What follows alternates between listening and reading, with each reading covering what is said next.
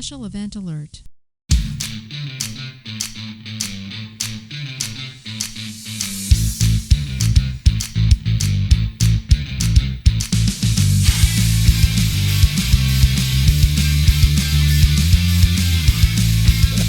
I found out the hard way that I'm allergic to antibiotics, which is excuse number 112 for being late for changeover, your weekly space news and variety show.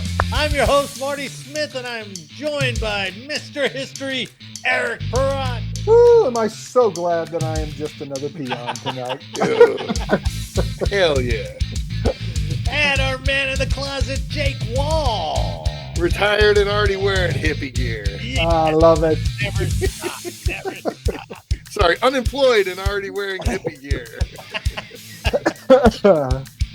We're here to bring you the latest headlines and updates pertinent to all of our armed forces family. So take your seats, get informed, and have a laugh because from the Rockies to the Space Coast, late for changeover is all you need, baby. all you need.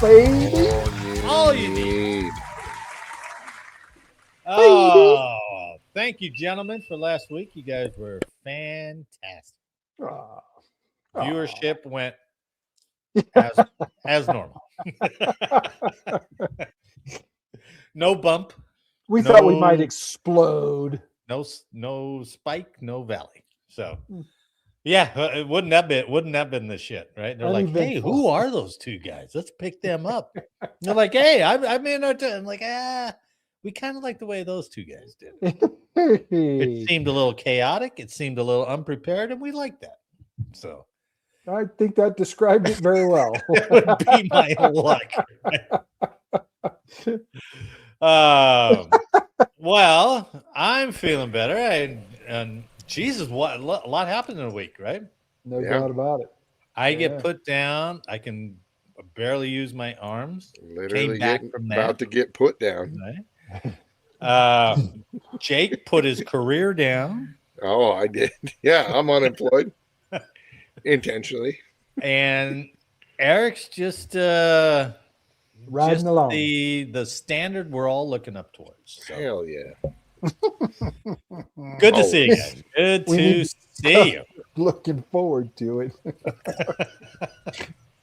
Now, if I wasn't so sick, I would have put in our old head timey music. But I wanted to catch us up on a couple stories because I hate when the news, when you're sitting there watching console and you have a news story for fucking 5 weeks, right? That's all they lead the news at, and then all of a sudden it just disappears. And you're like, hey, whatever happened to that chick that got kidnapped? You never know what happened. They never go back and resolve it. She was fine. Almost She like- was at a Captain D's. It was fine. Good. Just didn't really pan out for her. And it's terrible because you're like, if you think of like Savannah Guthrie's mom, right? Right. That's just That's kind of so- faded out. And Hole you're in the heart, man. That's what's terrible. going on with that? Jeez, there's no coverage, right? Nothing. In the meantime, I think we're going to cease fire on Iran for another few days or something like He that. Which extended it, time? yep. This is the fourth time, fifth time? Yeah. He extended time. it. Okay. We're like, okay, the strait's open. They're like, no, Nah. still closed. We deem it closed. They're like, stop going by. Stop. It's like, who's in charge of these guys, man? That Man. is the question mark. I'm sure the rest of the world is also saying that. Who's in charge of these guys?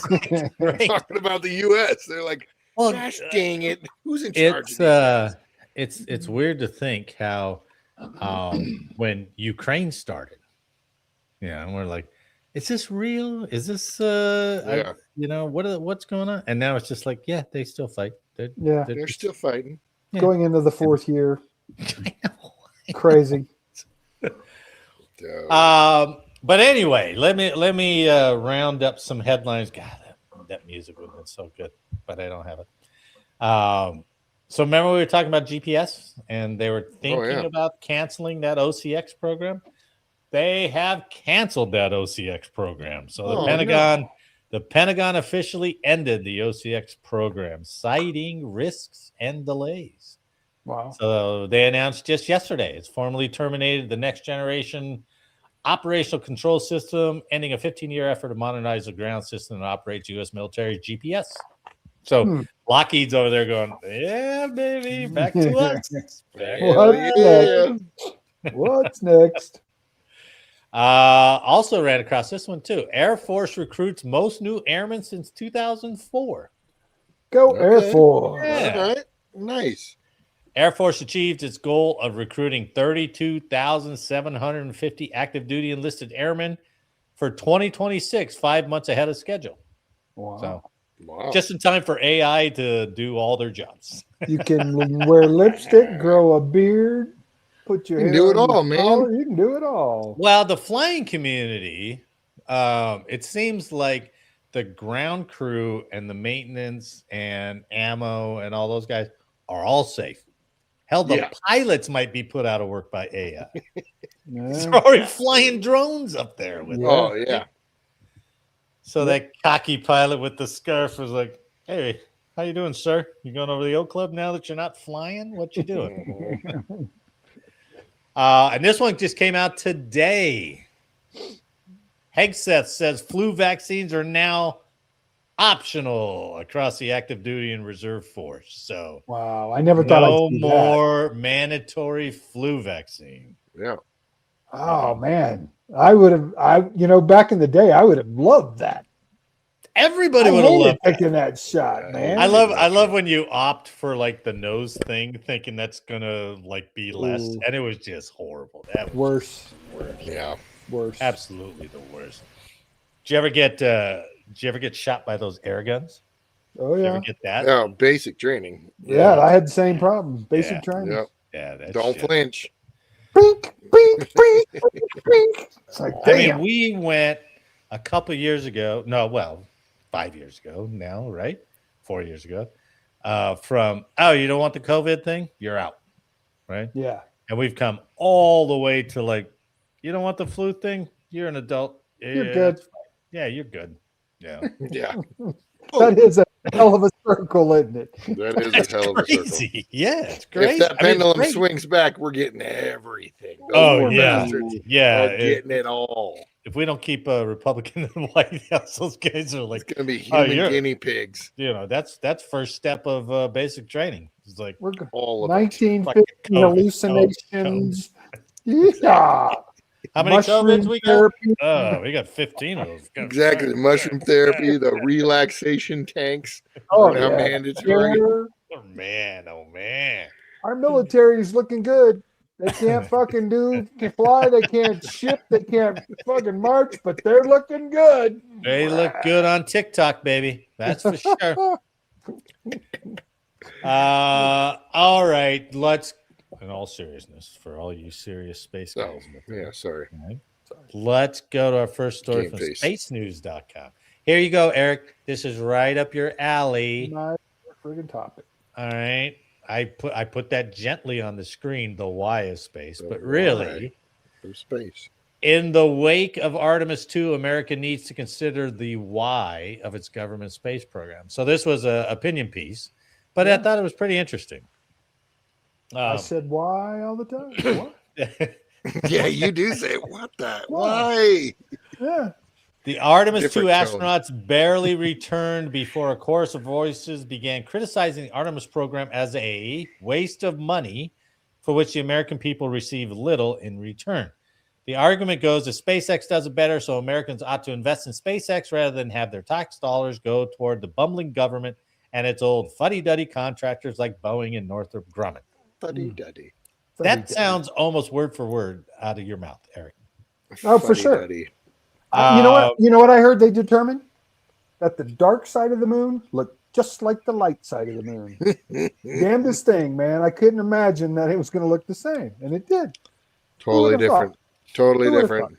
Yeah, it was Wow, dark. they didn't go to the- Old Chinese mining facility over there. It was dark. Light side of the moon, dark side of the moon. They didn't go to the brown side of the moon yet. But we're going to get there. We're going to get there, right? While endorsement of SpaceX is notable for its timing and placement in a year when the company is rumored to pursue an IPO, the Artemis 2 criticism misses some important points about the reality of market demand for cislunar launch services. Mm-hmm. Eric, do you know what the term cislunar is? Do you know what cislunar is? Is that got anything to do with the dark side of the moon?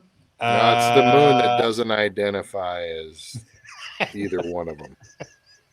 It's the traditional. Thank you for the education, because I That's did what not the know. Traditional is. moon. Yes, it's not the trans moon. Not the trans. It's all the orbit space between the Earth and the moon and a little bit beyond. So that's what they're calling cislunar, is the new working definition of everything between us and the moon. Okay. All right. It's kind of cool. That part. Yeah. The cislunar orbits are really cool, actually. Well, yeah, that's a cool nerd cool. Yeah. I know. Eric, you're not concerned about it, but the reason you might want to be concerned about it is because right now we monitor everything up there on orbit, right? We're looking. And we don't do a good job monitoring the South Pole because we don't have a lot of south-facing freaking sites. South America, Africa, we don't have any military sites there. What's worse is that civilians have been picking up the task and been doing it. Exoanalytics has a bunch of sites down in the southern regions, and we, U.S. government, pays shit tons of money for their observations. Really? Yeah. Cislunar, though, you can launch and put something on a cislunar orbit, and the only time you'll be able to see it is like 2 small windows a month.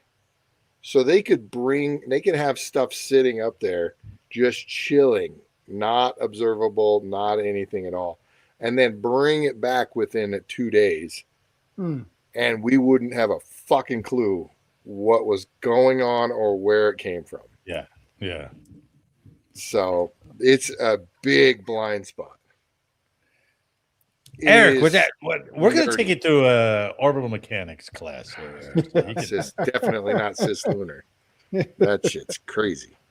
A deeper dive into this illuminates an inconvenient and unpopular truth about market-driven commercial space flight, and that is commercial space companies need the government to go first. So traditionally, all the low Earth orbit stuff, all the satellites and stuff, the government, NASA had to break that barrier, and then the companies are like, "Oh, we can access that, so let's start putting shit up there." So that's essentially what this article is talking about: is the companies will monetize that space if I should probably just read this and instead of trying to make it up. Yeah. Let me back up. In 2026, the government's role is to go first, to lay the groundwork, prove that missions can work, and build the required infrastructure to de-risk economic activities in space, just as it did for LEO, for low Earth orbit. Obstacles cleared, commercial space companies will follow once there is a market demand and the risk is sufficiently low. There was no economic profit in Artemis 2 missions flight around the moon, but that was the point. The commercial space industry took off once 2 conditions were fulfilled. 1, launch cost per kilogram dropped to a reasonable level, and 2, risk dropped to an acceptable level. So basically, the government's showing maybe one way to do cost per kilogram, and then the company, somebody like SpaceX go, we can do that a whole lot more efficient, but they did it here.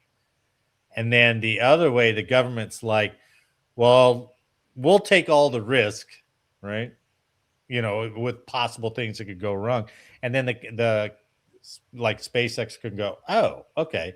So they disproved this, they did this, they were able to do this. We can do it better. So essentially, this opinion piece is saying that Artemis 2 in itself didn't produce a lot, except to show, hey, we're one step closer to doing this, and we can do it and successfully. So now companies go take it over. Sounds like Mayor Madami's free grocery store. Isn't there a relationship there? I don't know. Elaborate on that point, please. If it were the first time a grocery store had been invented. Yeah, well, but I'm talking about a free one opening in New York, right? Yeah. What's it proved? Oh, we can open grocery stores in New York. We don't need the ones that are there. We just want to build this new one. But we haven't done this before. So we need to send Lewis and Clark to the Oregon coast. The government sponsored shit like that. That's a good point. That's another way to do it. We don't know if we can even fucking make it to the West Coast. Yeah, because the government sponsored them to go out there. Boys and they're out like, there. oh shit, they made it. Let's go, baby. They can do it. Right? And next All thing right, you know, so my example families are wasn't that dying good. of dysentery on a video game. My Thanks, example Lewis and wasn't that good. Come on. Oregon I got Trail. cholera a dozen Nice times. Oregon Trail reference there. So that's the why. That's why NASA's still involved with it. Doesn't mean they're going to take it over. Doesn't mean they'll probably militarize it eventually. But they do have to walk the path first. And then everybody can go, oh, I can walk that path better. So Do you have a feeling that Artemis 2 did have a purpose that was not publicized? Oh, fuck yeah. Oh, well, sure. Right? Yeah. That's where I'm going. Yeah. This is the Every one of those launches do. Yeah. I think so too. They're not growing seeds in space. We already made fun of that like 2 years ago. Remember? Yeah. Or hitting golf balls off the surface of the moon. Internet from space. Starlink's 100% that's more it. Seeds. We're just doing seeds. That's it. Yeah. Stick with the seed story. That's been working since 1969.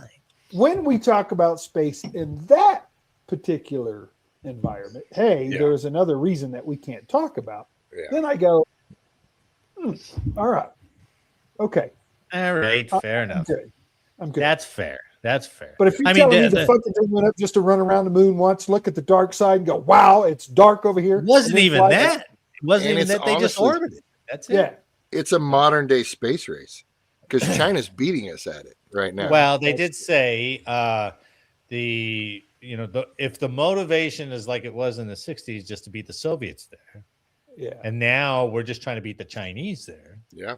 I mean, shit, if it wasn't for the Soviets, we probably wouldn't even have to say a continued space race. That is true, honestly. I mean, honestly, that you could look back at it and be like, oh, the war and the Cold War and the tit for tat shit. Look how far it's advanced our society just by pushing each other in a negative way, right? But in some instances, pushing each other. But in some instances, right? Yeah, absolutely. We wouldn't have old people Velcro shoes if it weren't for the space race. Thank you, NASA. Right on. So when you take your old sexual lady encounter standing up, boom. Yeah, we didn't know that boners in space caused migraine. Oh yeah. Thanks, NASA. Speaking of that, speaking of boners in space, there was an article about astronauts and grip strength. Oh, and they said extended time in zero gravity, they have problems when they come back to Earth because they're used to, at first they're like grabbing things too strong because there's gravity, right? And they're like, no, you can do it softly. But then after they come back, they're like, they have a hard time relearning that, I've got to grab this a little bit harder. Gravity's yanking her down. that zero gravity grip is not working. This is weak sauce grip. Exactly. My eyelids are so heavy. They're so heavy. Shit. Whatever, Butch. You're stoned again. Get out of here.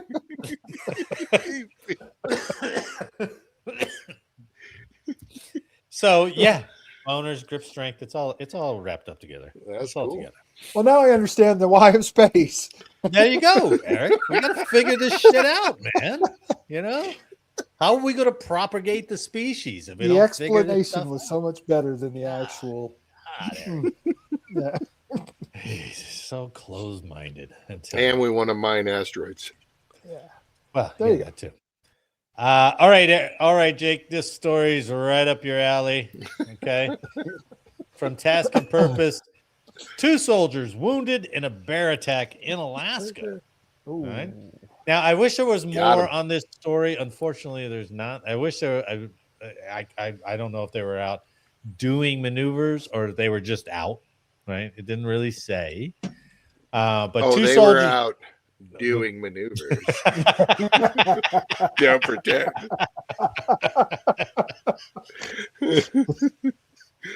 The bear mauling was just a bonus. Well, there was a bear involved. So there you go. Two soldiers are recovering after a bear attacked and injured them during training in Alaska. See, it does say training. So that implies that they were doing something, right? But it doesn't say anything about who else was out there. So Yeah. the two soldiers assigned to the Army's 11th Airborne Division were carrying out land nav training on. Oh, they were doing land navigation. Okay, land nav on Thursday, April 16th, when they encountered a bear on the grounds of Joint Base Elmendorf, Richardson. The two Did they were not have a attacked. signal on their phone? Not out there. I don't know. Got to go with the compass. Says the two were attacked and used bear spray to fight off the bear and eventually repel the bear. Wow. Both the Army and Alaska Department of Fish and Game are investigating the attack. The soldiers were in a remote part of the base's land, which had limited access. The Army said it was a brown bear that attacked the two. Base leadership subsequently closed off that part of the base. First responders reached the soldiers and were able to get them to medical care. And investigators still haven't found the bear yet. So, Oh man. the Wildlife Department said it was likely a case of a bear recently leaving its den after waking up from hibernation. So, Cranky There- after being asleep. They're cranky these- and hungry. Yep. and these two, the bumbling idiots, are like, I can't find point B. Come over here. Chomp, chomp, chomp, chomp, chomp. We were hiking in Denali and we were like, oh, these bushes don't look that deep. We were fine. We were coming down a trail, and it like led off and then kind of fell down. And my friend Caleb went off the edge first, and it was like shoof, like he was gone. I was like, whoa! He goes, dude, it's like 7 foot deep. They were way above our heads, these bushes. So we were instantly like, hey bear, hey bear, hey bear. You know, Oh, we yeah. were yelling the whole way we're hiking down this trail. Yeah. You know, like, man. And then we ran into moose multiple times up there on the flight line, just right outside the dorms. Right. Were you at Elmendorf? I was at Eielson. Eielson, that's right. I always get those two further up north. Yeah. I flew out to Wainwright to do Yeah. an anti-terrorism force protection ATFP. Oh, damn. Yeah. Walking out to my damn rental car to go back to the airport, freaking elk Moose. wouldn't let me in. Oh yeah. Freaking An elk. elk? He was like Nice. snorting at me, growling at me and shit. Really? You're like, ah, Jesus man. Christ. And you don't Right there. shoo those things away. Shoot. Yeah. Shoot. You pull out your 38 and put one right between his eyes. I thought about it, but I didn't have my weapon. So.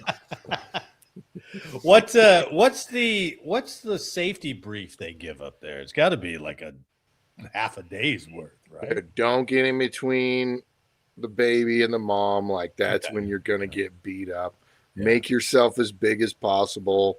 Oh, You're just okay. like, ah, you know, yeah, back away. It's, you know, Wow. Don't like that run. yep. Don't turn and run. Like, No. Oh yeah. no, you don't. You play dead. But I mean, half the places there were forested. Like the majority of the base is all forest out there. So I can understand finding something out there doing land nav. So You know, we have a whole many generations growing up with like Looney Tunes and Bugs Bunny, where they were just like play dead, right? And they're like, I guess that's what you do, right? But that's not what you do, I don't think. I'm not playing. It's like, oh look, it's preheating gaming. Yeah. He's not even gonna fight or It move. didn't look good. It didn't work out for Leonardo DiCaprio in The Revenant. Right? Oh, yeah. He played Yeah. that. He got mauled Yeah, up. He got effed up. Yeah, that was Yeah. really cool. Yeah. that is a scary ass situation though, man. Like good. And night. the way they did it was just Holy shit, it was crazy. Dude, these guys are lucky that it wasn't just they weren't single. Yep. You know, it wasn't just a one guy thing. Like, if you got two, that's your odds of surviving are probably significantly better. Well, they were able to get off the bear spray shots, so they said that probably helped. And I was like, oh, you're just seasoning yourself. Don't pretend. Yeah. Right. Oh, we got spicy chicken. Smell better now. I mean, I don't know. I've seen the videos where they have the attacker coming at the woman and she's spraying like bear spray or mace right in his eye. He's still coming. He can't see, but he's still like coming. So a human can get through that shit. It's my 44.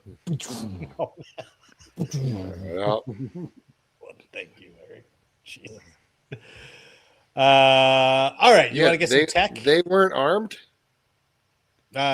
No army guys are armed. I mean, even out there, like. Well, I don't know, maybe, but I mean, you don't trust army guys. That's probably true. They would have fucking shot some shit. You're right. Nope. Well, they would have shot each other first. I tell you the real reason. Earlier. I tell you the reason. It's not actually because they're bumbling idiots and they'll shoot each other. It's because nobody wants to inventory the ammo and check it out and then have to come back and check it back in. And clean weapons. And they're just like, just go with your compass. Yeah. Just go with your compass. Here, do you have your K-bar with you? Take your K-bar with you. Shiv. Oh, Season. We don't have to account for the bear spray. So here, take 5 of them. Yeah, exactly. But you take one bullet and you're like, oh my god, it's a big step. Let's do some tech to finish it off. Tech is always fun. Tech is good. So from military.com, I haven't even seen this thing till it came out, right? The Army names its new helicopter the MV-75 Cheyenne 2, honoring the Plains tribes. So I always thought the V-22 Osprey was like, okay, well, that's your VTOL helicopter now, right? And they can't get it to work, and they ground the fleet every other month, it seems. Well, it hasn't had any problems lately, though. But at its inception, boy, it had problems. Oh, yeah, man, it sure did. Took a decade to get off the ground without killing Marines? Yeah, absolutely. Good night. So Navy, Marines, and Air Force fly the V-22, but the Army said, nay, we're taking the MV-75, right? All right. So the U.S. Army officially named its next-generation assault aircraft the MV-75 Cheyenne 2, attaching a name with deep roots in Plains warrior history and a lineage that reaches back to a Cold War helicopter program that never made it to the fleet. Now, I'll tell you about that one. The aircraft, built by Bell Textron and previously known as the V-280 Valor, will replace the UH-60 Blackhawk as the Army's primary assault helicopter. The MV-75 pairs the vertical agility of a helicopter with a forward speed and reach of a fixed-wing aircraft. Its rotors swivel from vertical for takeoff and landing to horizontal for cruise flight. Now, the reason that I looked this up, I'm just going to jump ahead because I know you're wondering, why didn't they go with the V-22? So the difference is the V-22, the whole engine and rotor thing rotates. Right? Okay. With this MV-75, the engine stays put. It's just the rotor kind of pops out. The props shift. Yeah, the props shift. So they say because of that, they have infinitely less maintenance problems than the V-22. So okay. I mean, structurally, it would be almost it's easier less to handle moving like that. It's less moving, right? So I've got a video here. You can see it. It's an Army hype video, and it's pretty good. It's a minute and a half, and it's got 15 seconds, but it's pretty good video how they do it. Now this is dumb. In my opinion, this is dumb. The letters MV stand for multi-mission vertical takeoff. Okay, I'll sit with that. Why do they call it the 75? The number 75 marks the year the Continental Congress establishes the Army in 1775. That is dumb. That's what I thought. Both of us, all of us are like, okay. That doesn't make sense. MV-75 for the Army starting in 1775. It was like, yeah, that's kind of a letdown.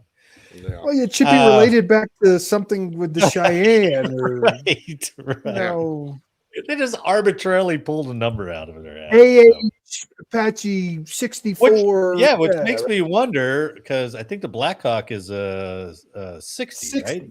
Yeah, UH. I don't know why it has 60, but who knows? Maybe we should look that up. Yeah.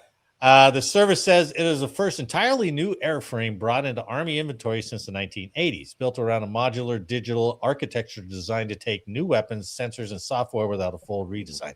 So I watched the Bell guys talk about this, and they said, hey, this is almost like or at least right now, the architecture is like a plug and play.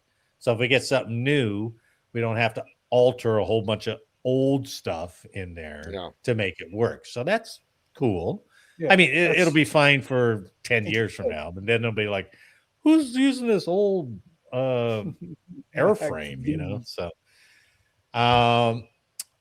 Army officials said they evaluated more than 500 Native American tribes before landing on Cheyenne, continuing a custom that goes back decades. So here's the history of why they name all the Army helicopters after Indians. Yeah, that's cool. The tradition traces to 1947 when General Hamilton Howze was assigned to Army Aviation after the Air Force split off as its own service. Howze wanted names that reflected what helicopters could do, not what they looked like. He disliked the names of the two earliest Army helicopters, the Hoverfly and the Dragonfly. Yeah, I can see. I don't blame him. Yeah. The service's next helicopter, the H-13 of MASH fame, that big bubble front, that was the first one that became the Sioux. I never knew it was called the Sioux. A nod to the Plains tribes who had fought and defeated 7th Cavalry at Little Bighorn. The practice became written policy in 1969 with Army Regulation 70-28, which required aircraft names to be drawn from Indian terms and names of American Indian tribes and chiefs. That is cool. So it was mandated. That's cool. Yeah, that's cool. On the MV-75, Colonel Jeffrey Poquette, the project manager, said in an Army release that the service was honored to have the Cheyenne tribe's approval to use their name. Now, why is it the Cheyenne 2? Because the Cheyenne 1 was back in the 1960s. The 2 in the new aircraft's name carries its own history. Lockheed's AH-56 Cheyenne, developed in the 1960s under the Advanced Aerial Fire Support System program, was an ambitious attack helicopter. Its prototype first flew on September 21st, 1967 in California. It hit 245 knots in a dive during testing, but was plagued by rotor vibration, rising unit cost, and a fatal crash in March 1969. So then they pulled the original Cheyenne, and the attack helicopter mission eventually passed to the AH-64 Apache. Right. Well, and before that was the Cobra. So right, you're correct. You're correct. It was the Cobra, and then over to the Apache. Yeah. But I think in between there, that's where they were trying to get the Cheyenne out. Right. And how is Cobra related to an Indian name, though? That's interesting. What's that? Cobra. No, Cobra is an Indian tribe. I looked it up. Yeah, it's an Indian tribe. I'll be damned. I didn't know that. Yeah, I didn't know it either. And they have another one that's like a utility helicopter that just came on a couple of years ago that they call the Lakota. But I haven't seen any of those around. But that's operational. Everybody called the Huey that, like, it was helicopter utility. Right. Huey. But it was the Iroquois. Iroquois. Yeah, but that's probably why it got called Huey, because nobody could pronounce Iroquois or spell it. It doesn't roll off like Black Hawk, right? Yeah. So again, they chose the Cheyenne over the Osprey because of superior speed, increased range, and improved maintenance reliability, specifically featuring fixed engines with tilting rotors to avoid the mechanical complexity of the V-22. So let's look at this video. It's cool. It's an Army hype video, of course, but it's pretty cool. Army Aviation. I know. Ooh.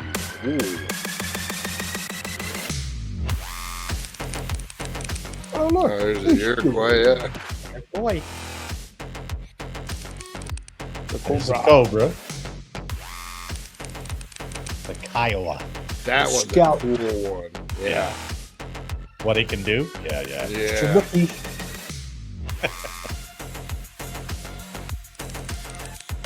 Chinook. The shit hook. Black Hawk.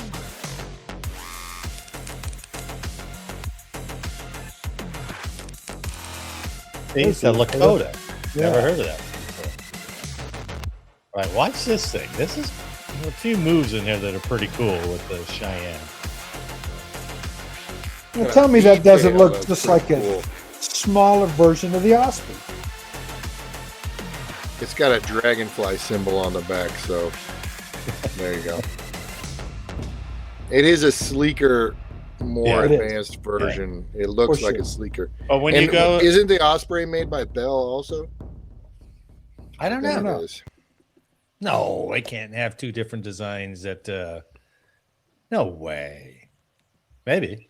Yeah, maybe it's a follow. Maybe this one. But if you watch any Follow videos on. with the V22, that entire engine rotates on the end of that. Yeah. wing. If you notice that Cheyenne, it's just like it pops the top, right? It pops the top Oh, off that man. engine. Yeah. If you look Osprey at was- it is Bell Boeing. Bell Boeing. Yeah. But if you look at Oh, the okay. Osprey versus that new one, it is like, okay, they ripped off the Osprey and made it way cooler. Yeah. That's exactly what like, Yeah, like they yeah, painted right. it black. It's Right. got a That's V-tail, exactly it's what they freaking did.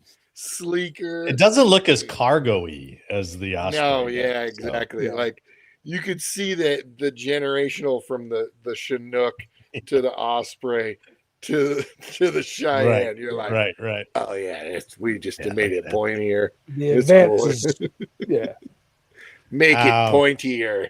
They ripped it off the chair. Yeah, make it look more Marvel-y. Can you? Can we do More like tactical Marvel black comics. on this? Tactical black. Yeah, right. Coast Guard's doing it, boys. We can We're do good. Oh yeah, they are. They're doing on their it. jet Got skis. the jet skis. You can do the jet ski. You can do the Cheyenne. So that's coming. And oh shoot, I forgot who they're fielding that with first. I think it's Fort Campbell's getting them first. So Okay, that would make sense. yeah. They've probably been at Fort Campbell for a minute now. Oh honestly. yeah. I mean, You those know? contractors been living at Fort Campbell for 10 Dude. years trying to bring this thing along. So, Fort Campbell is the home of the 160 at SOAR. no Those are way. the sketchy, but those guys can fly their asses off. Those guys are They're chomping little at the birds. bit Yeah. this thing. Oh, You know. yeah. Okay, fellas. Unheralded history. How many we got? Oh yeah. Two. You and Eric. How long is yours, Eric? A little bit. right. What year? What Stick year? with what year? is yours? 75. Oh. Ooh, I got 53. Oh, Right. okay. You get the honors. And you guys got to send me, Be honored. if you guys have them, send me pictures so I can show. All right. So That's a lot of mine, work. my, Yeah. If I can remember how to attach it. I think all right. that's I'm doing a podcast with two guys who have no Oh, hour-to-hour commitments during the day. All right. dude, I didn't even I'm get a nap today. Working and I'm doing all the heavy lifting over here. You're walking old ladies. You're at the golf course. You guys can't come up with. All right. Now, all right. My unheralded history is a Medal of Honor story. Okay. Nice. Well, pronounce his this- name right this time. Oh, like me. Ola Mize. O-L-A is his Okay. first name. M-I-Z-E is his last name. Ola Mize. You know, and all those guys. I mean, and this article even starts out with every war has its heroes, the standout troops that come to national attention. World War I saw Sergeant Alvin York, right? I knew Alvin. In World War II, you had Audie Murphy. All right. Maybe now, it's Alvin, a name thing. That's what I'm saying. Maybe Johnny Cash was on to something with the boy named Sue. Oh, You yeah. just gotta have shitty names, and they're You gonna got step saddled with off. Audie. I'm going to kick Audie. that shit out of you. And I'm going to, Ola. and you're going to kick the shit out of me. I'm going to take it out on the Nazis. Yep. So in Korea, they had Ola Mize. All right.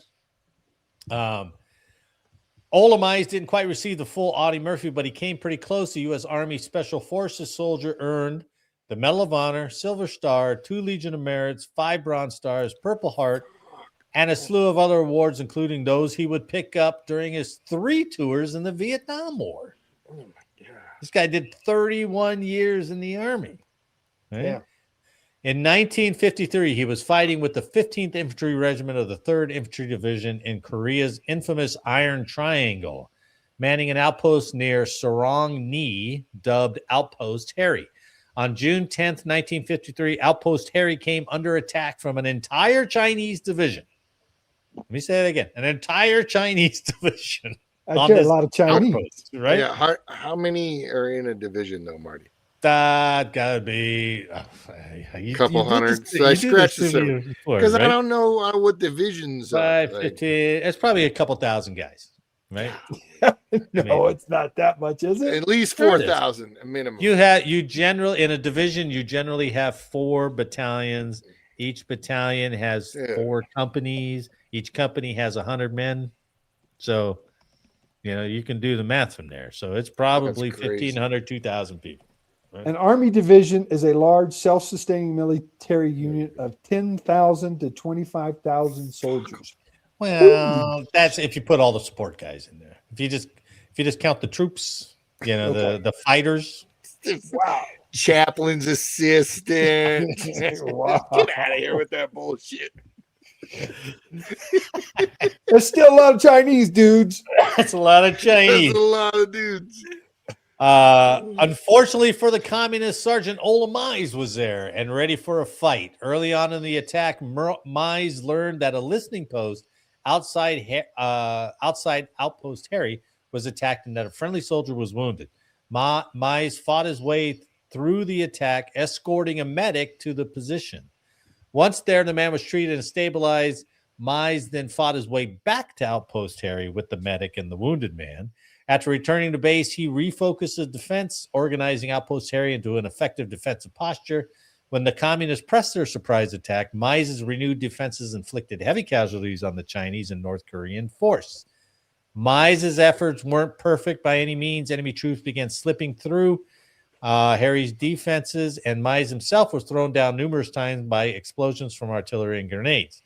He saved the life of one of his men by killing an infiltrator at close range because that's how far the communists were able to advance inside the outpost. He then ran ammo to his men, fighting the enemy horde as he moved. As I'm reading this, guys, enemy horde. I know. As I'm reading this, it's like I think I saw elements of this in this movie. I saw elements of this character in this movie. It's all they like take from these guys. It's amazing. When he heard that one of his key machine gun positions was overrun, he organized a counterattack to retake it. Mize fought his way to the gun nest, killing 10 enemy soldiers along the way. He then fought his way to his command post where men were already wounded. As he protected the wounded, he called in artillery strikes. This is Korea, right? This is Korea. Yeah. Mize held his position against constant enemy attacks for more than 10 hours. Well, now remember, he had already been freaking dosed with psychedelics, shot with heroin, and freaking all the drugs of the 50s back then. So that dude was wired. Yeah, this was the beginning of his day. He was fucking going to Valhalla. That's what he's doing. As the sun came up the next day, Ola Mize launched a counter-assault that drove off the enemy. This was the action for which he received the Medal of Honor. Mize would not only stay in the Army, but also make a career out of it, and eventually became a colonel before leaving the Army in 1981 after 31 years, fighting in Korea and 3 tours in Vietnam. Damn. Dude, Marty, that was a hardcore dude, man. That Korea stuff is crazy as hell already. And he's a master sergeant in Korea. And then he goes and gets, I love that picture. Yeah. Where he's just rocking no undershirt. He's like, screw you, man. I'll put this on. Freaking bare chest this bitch. Get out of here. He's the kind of guy that back when you had the wood striking matches, you could actually do that off his chest. Oh, so like, yeah. CIB. He's got a fucking scuba sign. Man, He Yeah, was presented the CIB on Medal of top. Honor in Denver, Colorado. Oh But wow! No way. That's cool. the coolest, like that is all ridiculous, but he caught his commission, right? And used, like you said, and then did 3 tours. Yeah. He also he started a group where there was special forces training, and then he was the advanced training committee chief for scuba, halo, and skyhook. Wow. Skyhook? No way. The CIA Yeah. thing? Oh, That wow. hook where you're just like float a balloon, boy, Yeah. we're gonna pick you up. That's insane. Made famous by Dark Knight. Yeah. Nobody even knew what Yes, that was. Dark until it was Knight. like, oh, look, Dark Knight. They're doing Skyhook. Oh, James Bond did it way back in the day. Yeah, well, yeah. Come on now. These guys are just, men among men. It's amazing. Absolutely amazing. It's interesting. I wonder what guys these days are getting away with and starting. You know, we look back at it and we know early on in our career, we didn't know what a halo was or Skyhook was, you know? Right. And now you're like, oh, yeah, Halo's in high altitude, low, yeah, fine, whatever. What are they doing now that 20, 30 years from now, we're going to go, what the hell is this? Those guys are crazy. Right, Yeah. right. Well, I think the problem now is, I think back then when you had generals and commanders and stuff, and these guys would come up with these screwy ideas, they're like, yeah, go try it. You know, I'm not going to do it, but you go try it. I'll give you all the glory. Nowadays, it would be like, oh, you're going to do that? Let me see how I can spin your accomplishments my way. Mm. And if I can't, then I'm not going to let you do it. Yeah. Right. Yeah. And I think that's the problem. That's why you don't have the spirit of, Well, and certainly 60s, along the 70s. same lines Jake was talking about, you still have, airborne jumps from helicopters at high altitudes now. Sure. Yeah. Jumps into the right. sea. I mean, they're doing some pretty crazy shit right now. Oh, yeah. Yeah. And we would even start back in the day when fast roping was like, oh, what are you talking about? You're jumping on a rope and fast forwarding out of a helicopter. What? Yeah. Where's the rappel seat? Right. We're just doing it with our hands. Is that what you're talking about? What? Yeah. Right. Good point. Give me Yeah. the- Good point. Crazy So- stuff, man. Well, that was all of Mize. Eric, That what do dude you is got? crazy. Well, I got a really cool one. I've got tonight's history for me is going to be two purposes. All right. Okay. So the first one is I want to talk about Operation Frequent Wind. Frequent Wind. You like the title, obviously. I Right? didn't like the title. Yeah, like the You title. telling me you weren't attracted to that title just because of us? I've been part of that operation numerous times. All right. Sometimes Come on. involuntarily. Yep. Oh, yeah. All right. So mine, this started, it occurred in 39 or in 75, right? So in April 30th, 1975, South Vietnamese capital of Saigon fell to the North Vietnamese army, effectively ending the Vietnam War. In the days before, U.S. forces evacuated thousands of Americans and South Vietnamese. American diplomats were on the front line organizing what would be the most ambitious helicopter evacuation in history. So Operation Frequent Wind was the biggest helicopter evacuation in history. Wow. And Marty, I put that very iconic picture so Yeah. we can post that when I'm done. We can put Okay. it up. You let me know. Yeah. So although the United States had withdrawn its military forces from Vietnam after the signing of the Paris Peace Accords in 73, approximately 5,000 Americans remained, including diplomats, still working in the U.S. Embassy in Saigon. While President Nixon threatened a forceful response to a violation of the treaty, many factors, including lack of domestic support and the distraction of the Watergate scandal, provided an opportunity for the NVA to launch the offensive. So in they come. They're knocking on the door. You've got now 10,000 Vietnamese at the gate trying to look for a ride out. Throughout March and April of 75, the North Vietnamese army captured more and more southern cities. South Vietnamese citizens began to flee in mass numbers, and the fall of the second largest city, Da Nang, sparked even more refugees to depart. In Saigon, South Vietnamese lined up at the embassy to gain entry to the United States. A trailblazing diplomatic security special agent serving as a regional security officer in Saigon, oh, by the way, a woman, the first woman in such role, documented the scene in the embassy grounds. It's a video. I couldn't get it to upload, but I want to go to the fine. So on April 29, 1975, North Vietnamese troops shelled Saigon's Tan Son Nhut Air Base, and the U.S. Embassy and Ambassador Graham Martin ordered the evacuation of Saigon. As a signal to Americans in Saigon that the evacuation had begun, Armed Forces Radio started to play White Christmas. Really? Nice. Yeah. I never knew that. Yeah, that was across, let everybody know it's coming. Okay. Meanwhile, 10,000 South Vietnamese waited at the embassy gates, hoping to make it on a helicopter. From April 29th to April 30th, helicopters landed at 10-minute intervals in the embassy, including landing on the embassy roof. Wow. With some pilots flying for 19 hours straight.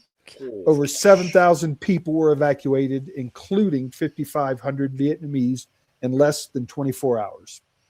Wow. Damn. Operation Frequent Wind. Like 8 at a time in that helicopter, right? Or Yeah, 10 at dude. a time.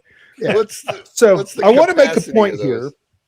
I wanted to make a point that the embassy was being protected by 45 Marines and members of the 377th Security Police Squadron.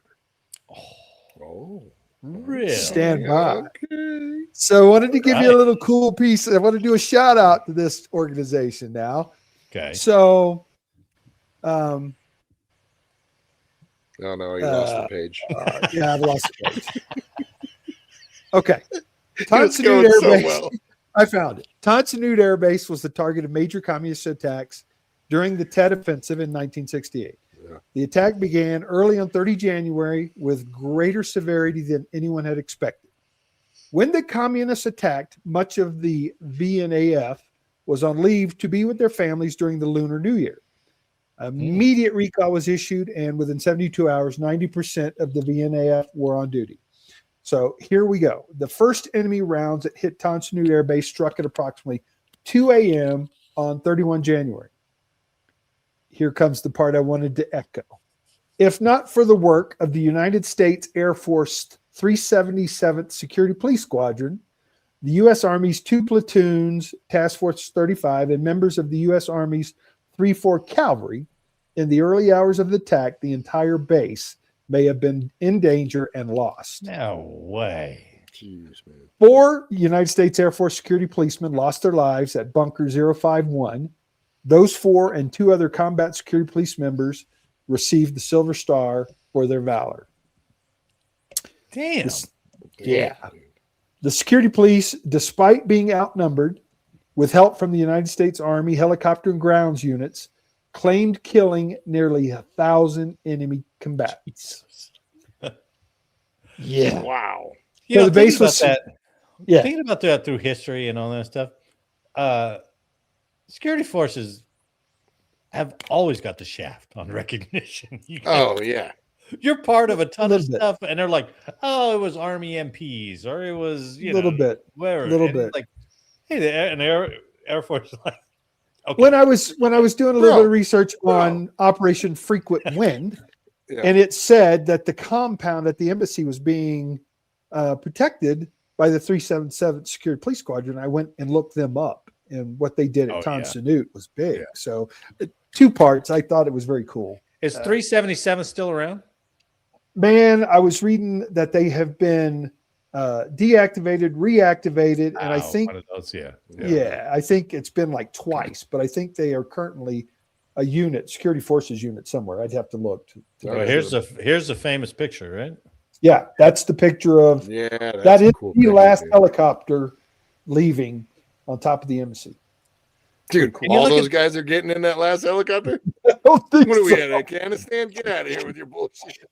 It ain't going to happen. Right. Well, I mean, there were so many helicopter landings on some of the ships. You guys know they were pushing helicopters off the damn boats because they didn't have places to put them. Making room. Destroying equipment. But think of that pilot. Think of that pilot. He's coming in. Maybe he's flying. He may not be flying 19, but he's he's probably 12 or 13 hours into this thing. And look at that little landing pad. Yeah. It's not even a landing pad. That's not It's a landing roof. pad. That's It's a roof. He's like, Right? here. They're like, make it work, boys. And these people, like, that line, if this was Disney World, that line at the bottom of that ladder would be like, okay, that's it. No more. Well, and it makes you wonder I'll wait for the next one. how many of the ones that didn't get out survived when Yeah. the North Vietnam I came in. think I read something like not many, because the Ooh. NVA was just like, oh, you touched an American, Yeah, off you Not go. good. So. not good. That was a good one, Eric. That Thanks, was a man. good one. Yeah, thought that was pretty cool. 377. I like we gotta that bring more glory to our friend Eric here and his security forces buddies. Shout out to the Oh. boys. Even There you though go. a 17-year-old kid can run right by him and steal a jet and do everything. Whoa, Only on Star Trek, though. Only on Star Trek. That's in relaxed stateside times, okay? that was Ascot time. Come on. That's They not weren't full combat. They weren't. As soon as they ditched the Ascot, R.I.P. Ascot. As soon as they ditched the Ascot, the aggressiveness came. Now we're going to war, baby. We're not The carrying off the chests came leather out, off the man. Oh. dashboard of a squad car now. We're freaking Yeah, shooting exactly. What? Man, those are two good ones, though. Holy cow! Yeah, it was. They were, like that. I mean, and they're out there, and maybe it's not necessarily. I think you said it, Jake. Maybe it's not necessarily unheralded, but just to hear them, Yeah. You don't hear much about some of the things that we know occurred until you start digging into more facts about it, and you're like, damn, Sure. that had to be hard to put together, man. And you hear about some of it, like when you mentioned wild weasels, like, oh yeah, I remember that term. What was that? What was flying tigers? What was the merchant marines? And I think we do a service. Yep. You hear that? Anybody out there? I think we do. I watched that. Speaking of Medal of Honors, I watched that Hacksaw Ridge movie again. Yeah. Holy shit! Like, that guy. and we were making fun of Seventh-day Adventists being human guinea pigs. Yeah. And then you got Private Doge. I was like, right. whoa, man. I do like that movie. Vince Vaughn took me out of it, though. Vince Vaughn was awesome. I'm like, come on, Vince. Yeah. When he's Vince being Vaughn's pulled on done the it all, man. He's swung. He's seen Jennifer Aniston naked walking across the hall. True. He's been a war hero. Vince Vaughn's it. Good point. Yeah. still cheesy actor. He's a comedian. Come on, Eric. Cheesy. Do you not have comedy when you were in security forces? You can have that now. No, I'm a Never very had that. serious security policeman. Oh, very serious. All right, very serious security forces. Let's end up, boys. That was a good hour show. Yeah, man. Yeah. Hell of a Oh, cover. that's because you're back as our fearless leader. No, it's the triumph. It's the power of three. It's like There we go. There we go. The triangle of glory.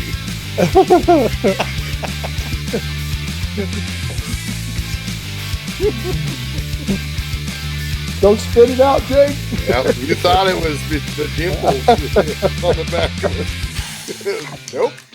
It's us. It's us. Sort of shape.